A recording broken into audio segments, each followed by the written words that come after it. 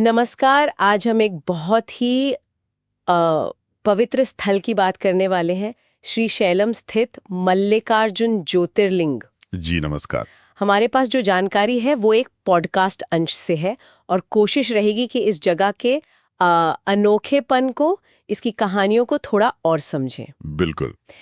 पहली बात जो मुझे बहुत दिलचस्प लगी वो ये कि आंध्र प्रदेश की नल्लामाला पहाड़ियों में है, कृष्णा नदी के पास।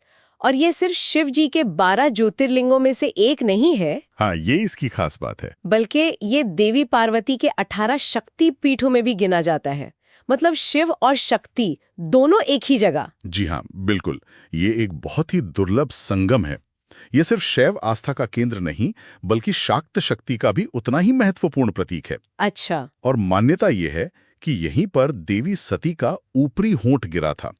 तो आप समझ सकते हैं कि इसका महत्व कितना गहरा है। हाँ, वाकई। और फिर वहाँ का माहौल, घने जंगल हैं, पवित्र झरने हैं, जैसे पाताल गंगा, ये सब मिलकर इसे आध्यात्मिक रूप से और भी समृद्ध बनाते हैं। और इसके बनने की कहानी भी तो काफी रोचक है ना? शिव पुराण वाली। हाँ, वो गणेश जी और कार्तिकेय जी वाली कहानी। कि पहले विवाह किसका हो, इस पर बात हुई। हाँ और गणेश जी ने समझदारी से माता पिता की ही परिक्रमा कर ली जी, और उन्हें ही अपना संसार बताया, तो उनका विवाह पहले हो गया। लेकिन इससे कार्तिकेय जी दुखी हो गए। हाँ, वो थोड़े नाराज होकर क्रौंच पर्वत चले गए। अच्छा।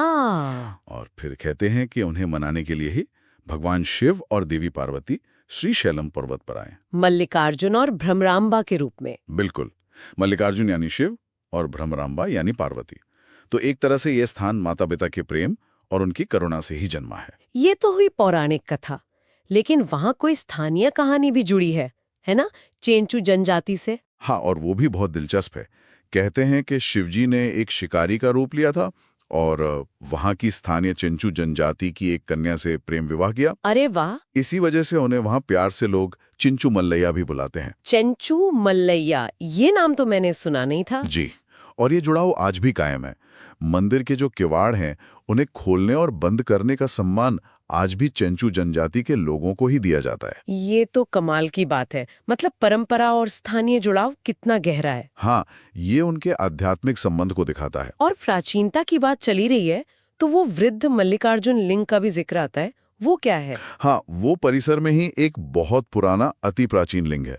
कुछ लोग मानते हैं कि वो शायद 70,000 साल से भी ज्यादा पुराना हो सकता है। 70,000 साल? जी, हो सकता है कोई जीवाश्म हो, शायद किसी पेड़ का तना या कोई प्राकृतिक शिला।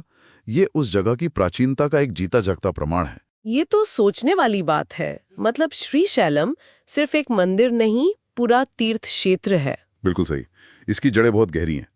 ऐसी मान्यताएं भी हैं कि भगवान राम, पांडव, यहाँ तक कि अगस्त्य ऋषि भी इस पवित्र भूमि पर आए थे।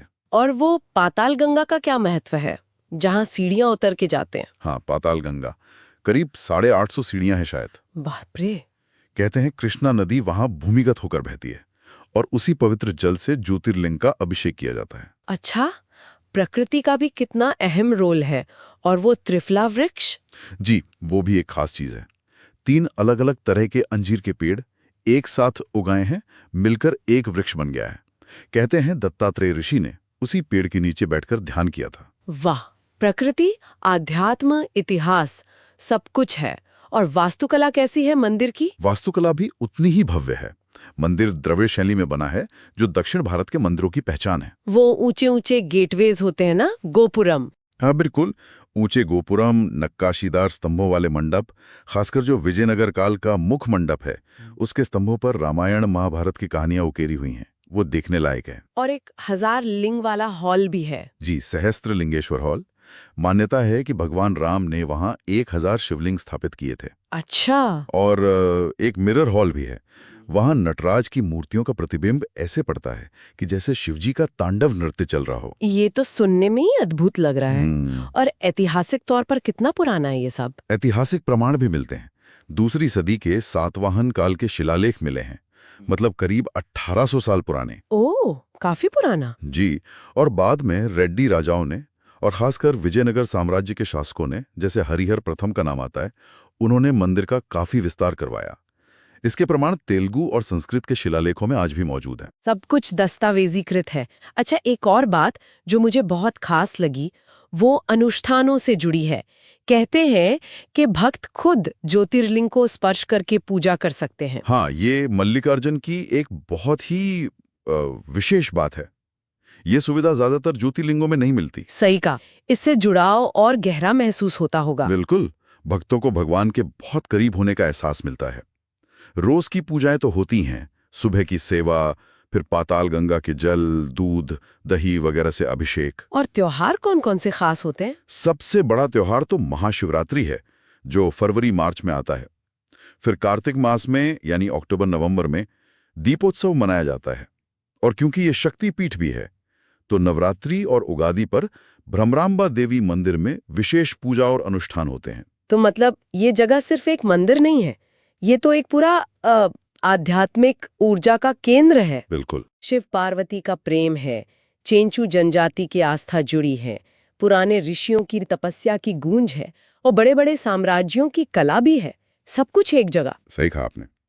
ये स्थान दिखाता है कि कैसे पौराणिक कथाएं, स्थानीय लोक परंपराएं, इतिहास, प्रकृति, ये सब एक साथ मिलकर किसी पवित्र स्थान को सदियों तक जीवित और प्रासंगिक बनाए रख सकते हैं। और शायद यहीं पर एक विचार आता है मन में, क्या यही चीज मतलब इन अलग-अलग तत्वों का संगम, आस्था, प्रकृति, इतिहास और स्थानीय संस्कृति का ये जो अनूठा मिश्रण है, क्या यही इस स्थान को सिर्फ पवित्र ही नहीं बल्कि कालातीत मतलब टाइमलेस बनाता है?